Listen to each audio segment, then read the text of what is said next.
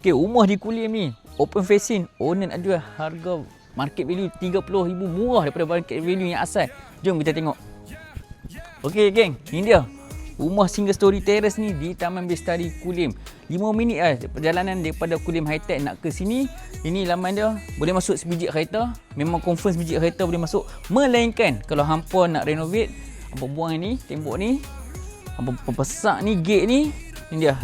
Boleh masuk 2 biji kereta. Dan rumah ni yang best dia open facing, dia tak menghadap rumah. Tu yang best dia. Jom kita masuk. Okay geng, rumah di bahagian sini.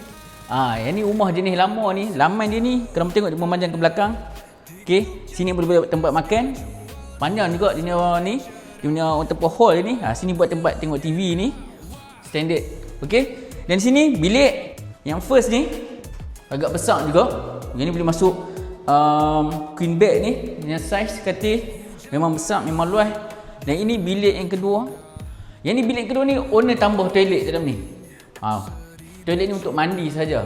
Okey. Kalau hampa tak mau, hampa boleh buang. Tutup pedang hampa. Dan asal bilik ni, asal rumah ni 3 bilik, 1+1 toilet. Tapi owner renovate. Ini bilik yang ketiga ni owner pecah buat je kitchen untuk pembesar.